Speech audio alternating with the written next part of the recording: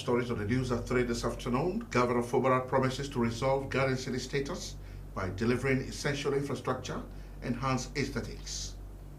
River State government resolute to rehabilitate all roads within Old Port Harcourt Township. Plus, INEC warns Electoral Act amendment could disrupt 2027 poll timetable. Good afternoon and welcome to the news at 3. River State is the treasure base of the nation. Let's build and take her to greater heights. This is a task we must accomplish. You can watch our news live on YouTube and Facebook at Rstv Online. You can also subscribe and click on the notification bell for updates on our live feeds. River State Governor Sir Siminalayi Fubara has reaffirmed his administration's commitment to delivering more critical infrastructure across the state to enhance the socio-economic life of all residents. Governor Fubara gave assurance during an inspection tour of the ongoing rehabilitation of all roads in the Old Port Harcourt Township as well as the Creek Road Market. Tamnobrabi Bulubo takes it from here. The administration has promised to restore the status of the Garden City and doing so by delivering essential infrastructure that will enhance aesthetics while also boosting the socio-economic life of the people. Governor Fubara explained that in the coming days, full reconstruction work will commence as the contractor has mobilized to the Creek Road Market site. This effort, he said, will ensure a befitting market is built that will take the traders off the road and ease the congestion experienced by motorists on the road. Sometime last year, I visited this place and I did promise that because we want to bring back the beauty in town to its old nature, that the issue of people trading along the Creek Road and also inside most of the major streets in town, that there will be need for us to fix the market. So I went to check the ongoing projects that has to do with the road. And after that, I'm here to see for myself what is going on in the market. From what you can see, the contractor has already mobilized to site, and I believe that in the next 1 week, the project will commence. What are we trying to do? You can see the difficulty in driving through the Creek Road and what is happening there, because we don't have good settlement for marketers. So if we fix this market, those people trading along the street will vacate the street and they will be inside the market. And when they're inside the market, the road can also be fixed properly. And the beauty of the town will start reflecting. That's just what we're here. Commenting on the road project, Governor Fubara said that the initiative is part of a broader plan to rehabilitate all the roads within the Old Port Harcourt Township from Borokri through the entire town, ensuring durable infrastructure for residents. Governor Fubara also emphasized that regardless of the political distractions, his administration remains committed to fulfilling its social contract with the people. This development underscores the government's determination to improve urban infrastructure and uphold its promises to the people of River State. I promise our people, no matter the situation that we are into, we will not lose focus in governance, because our people have given us this trust. The little we owe them is to give them confidence in leadership and ensuring that governance continues strongly. Tamnobrabi Bulubo, Rstv News. Acting General Manager of Rstv Television, Ambassador Paul Dango, has reaffirmed the station's commitment to playing a critical role in supporting initiatives, opportunities, and platforms for youth development in River State and beyond. Ambassador Dango gave the assurance when members of the Fast Hire Services paid a courtesy visit to the management of the station. Emmanuel Meyano reports.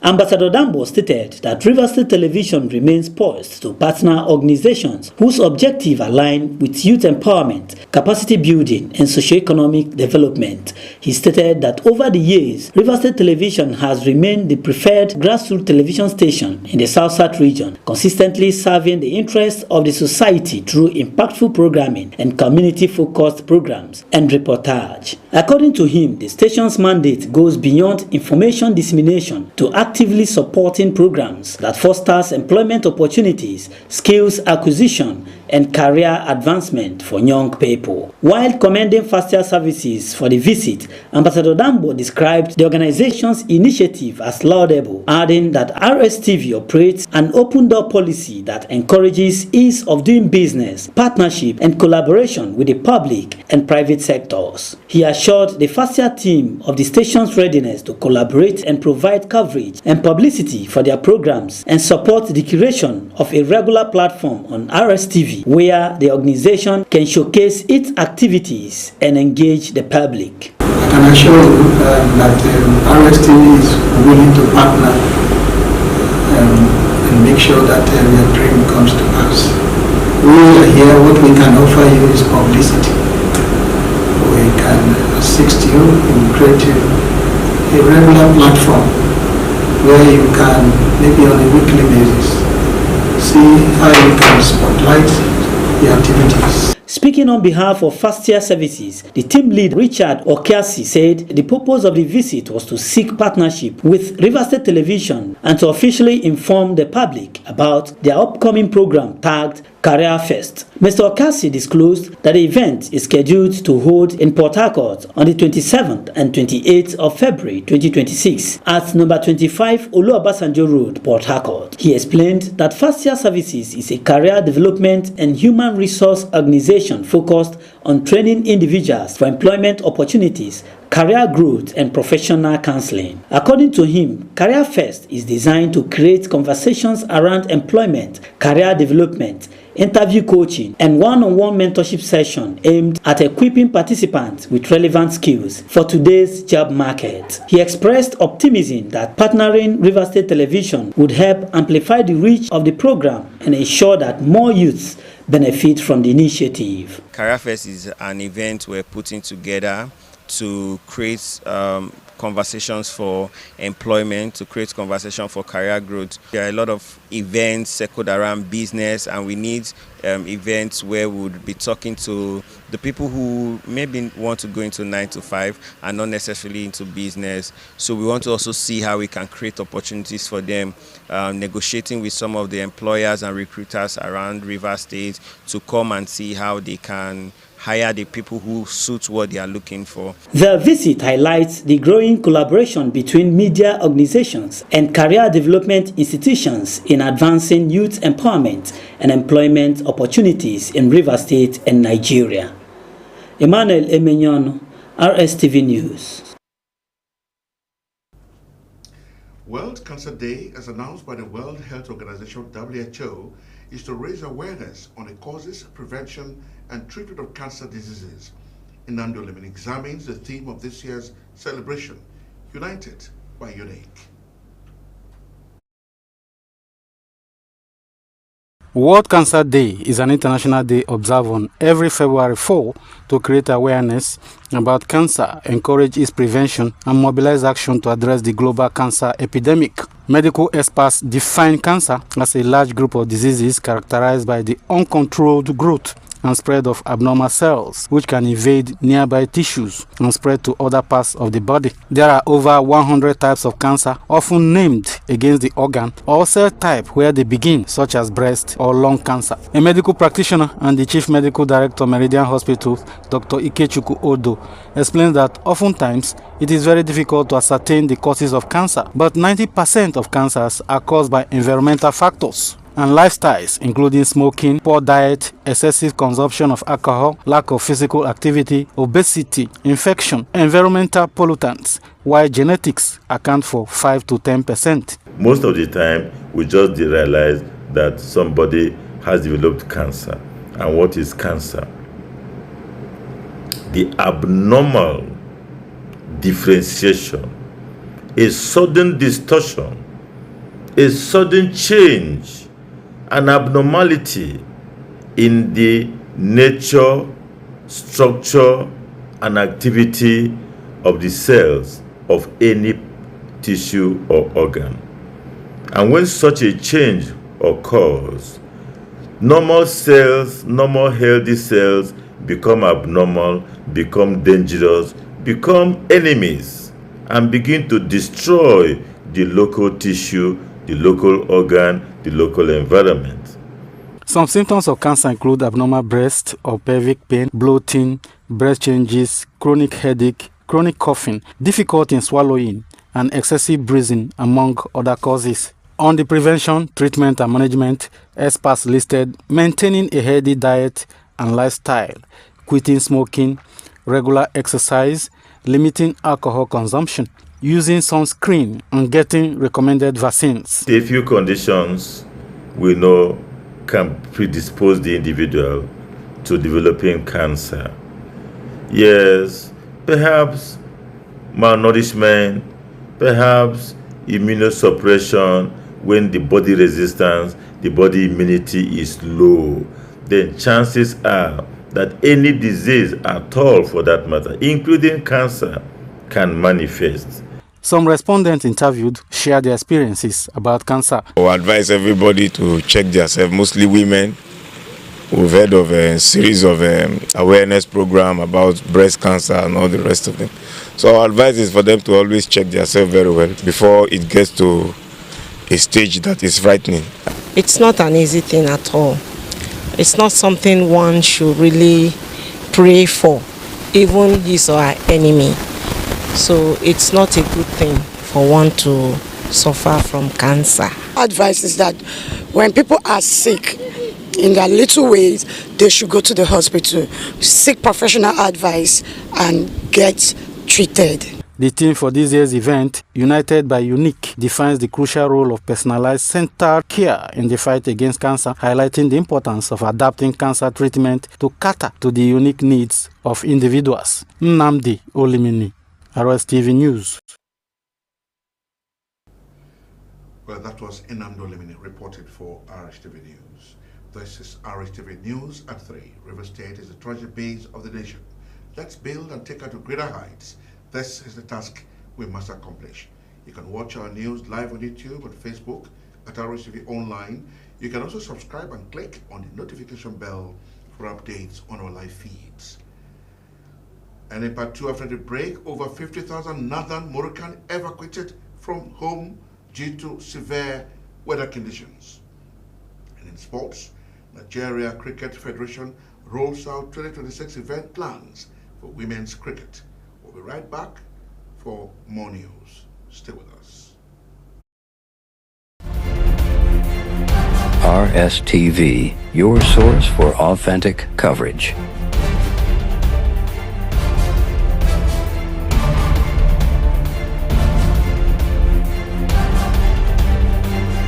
View us on YouTube Rstv Online, Facebook, and GoTV at channel 142. This is Rstv World News. We bring you world-class news, accurate, first-hand, entertaining, balanced analysis. Rstv, channel 22 Port Harcourt.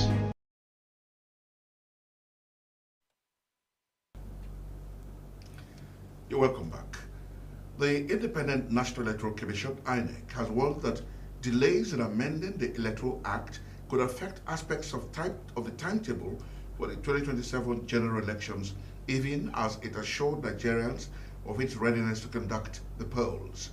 INEC Chairman Professor Joash Abupiton raised the concern during the Commission's first quarterly consultative meeting with civil society organizations in Abuja.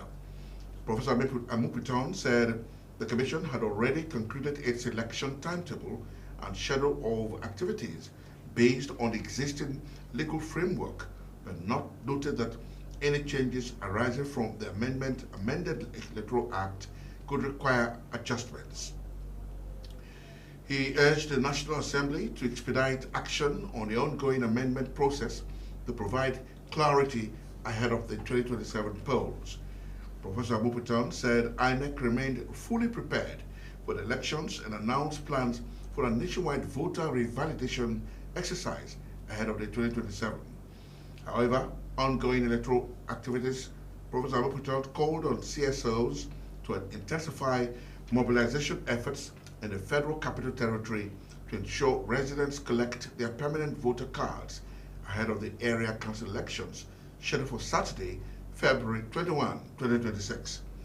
The INEC chairman also confirmed that by-elections would hold the same day in Ahoda East Constituency 2 and Kana 2 state constituencies in River State, as well as Kano Municipal and Ongogo State Constituency in Kano State.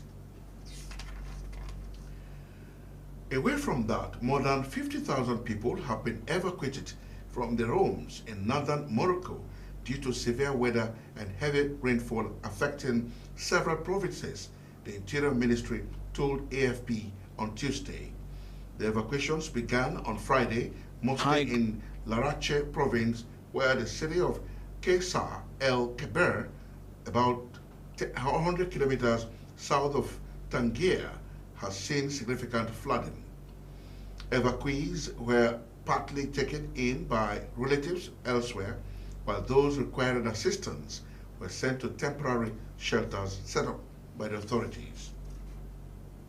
Morocco's National Weather Service forecast heavy rains, strong winds, and snowfall at altitudes above 1,500 meters from Monday to Wednesday in several provinces. Last December, 37 people were killed in Sudan, floods in Safi, in Morocco's deadliest weather-related disaster in the past decade. In Tunisia, at least 5 people are dead, with others still missing after the country saw its heaviest rainfall in over 70 years last month. And in sports, Nigeria Cricket Federation has rolled out plans for 2 of its major events in 2026, cutting across women's cricket and grassroots development. After a one-day break, attention will turn to the women's national team as the female Yellow Greens will regroup for the women's T20 in March.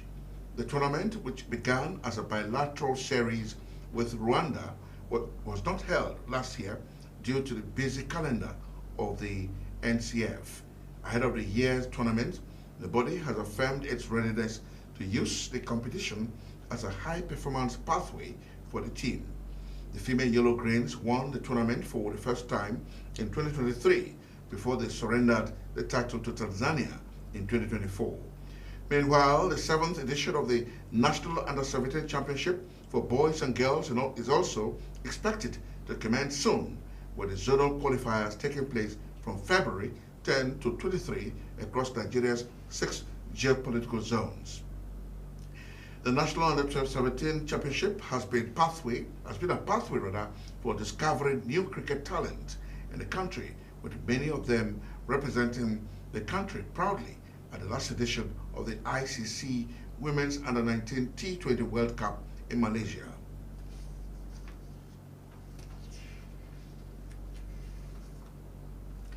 This is Rstv News at 3. River State is a treasure base of the nation. Let's build and take her to greater heights. This is a task we must accomplish. You can watch our news live on YouTube and Facebook at Rstv